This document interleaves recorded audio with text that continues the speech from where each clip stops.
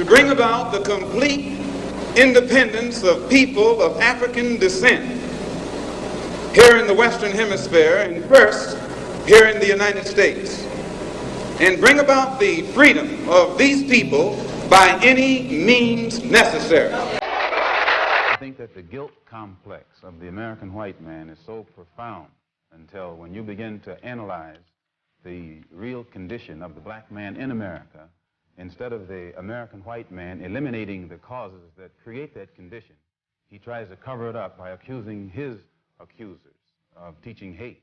But actually, they're just exposing him for being responsible for what exists. Violence. I don't in any way encourage black people to go out and initiate acts of aggression indiscriminately against whites. But I do believe that the black man in the United States and any human being, anywhere, is well within his right to do whatever is necessary, by any means necessary, to protect his life and property, especially in a country where the federal government itself has proven that it is either unable or unwilling to protect the lives and property of those human beings. I'm a Muslim. I believe in the religion of Islam, which believes in brotherhood, complete brotherhood of all people. But at the same time that I believe in this brotherhood, I don't believe in forcing my desire for brotherhood upon those who aren't willing to accept it. Only are we denied the right to be a citizen in the United States. We're denied the right to be a human being.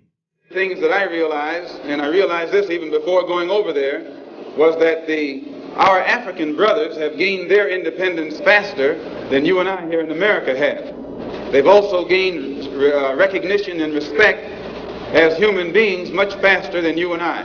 Just 10 years ago on the African continent, our people were colonized. They were suffering all forms of colonization, oppression, exploitation, degradation, humiliation, discrimination, and every other kind of Asian. And in a short time, they have gained more independence, more recognition, more respect as human beings than you and I have. And you and I live in a country which is supposed to be the citadel of education, freedom, justice, democracy, and all of those other pretty sounding words. So it was our intention to try and find out what was our African brothers doing to get results, so that you and I could study what they had done and perhaps gain from that study or benefit from their experiences. And my traveling over there was designed to help to find out how. One of the first things that the independent African nations did was to form an organization called the Organization of African Unity. The purpose of our organization of Afro-American Unity, which has the same aim and objective, to fight whoever gets in our way. Of the United Nations, the Universal Declaration of Human Rights, the Constitution of the United States, and the Bill of Rights are the principles in which we believe, and that these documents, if put into practice, represent the essence of mankind's hopes and good intentions, desirous that all Afro-American people and organizations should henceforth unite so that the welfare and well-being of our people will be assured. We are resolved to reinforce the common bond of purpose between our people by submerging all of our differences and establishing non-sectarian constructive programs for human rights. I've always had the name on my passport, Malik El-Shabazz, only I only used it in the Muslim world. Well, Hajj is a title that is given to any Muslim who makes the pilgrimage to Mecca during the official Hajj season. Well, will you now use Shabazz and drop X? I'll probably continue to use Malcolm X and I'll probably use it as long as the situation that produced it exists. You don't feel that Shabazz takes the place of X? My going to Mecca and going into the Muslim world, into the African world, and being recognized and accepted as a Muslim and as a brother may solve the problem for me personally. But I personally feel that my personal problem is never solved as long as the problem is not solved for all of our people in this country. So I remain Malcolm X as long as there is a need to protest and struggle and fight against the injustices that our people are involved in this country.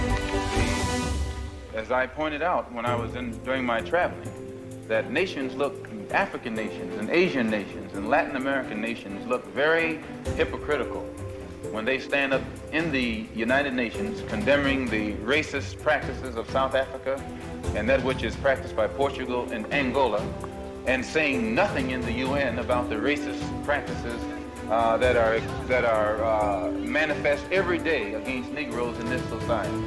Even in South Africa, those Africans aren't faced with bayonets and aren't faced with police dogs. I would be not a man. If I was in a position to bring it in front of the United Nations and didn't do so, I wouldn't be a man. Malcolm, Did I ever mention anything about working toward integration? They haven't even got integration right here in New York City. You have worse integration problems in the North than they have in the South. So if it doesn't work, if you can't bring about integration in New York City as international, cosmopolitan, up-to-date as it's supposed to be, you will never get integration anywhere else in the country. Now, Negroes are developing some kind of intellectual maturity too, and they can see that having waited upon the government to protect them has been a weight that has been in vain. So any of them who live in areas where the government is not able to do its job, then we do have to get together and do a job of protecting ourselves. No Negro leaders have fought. He's not teaching hate, he's teaching history. And since the American white man has used his control over the press and over the textbooks and over all forms of media to make it appear that he has done us a favor by bringing us here and enslaving us, then the Honorable Elijah Muhammad has to rewrite history or retell history.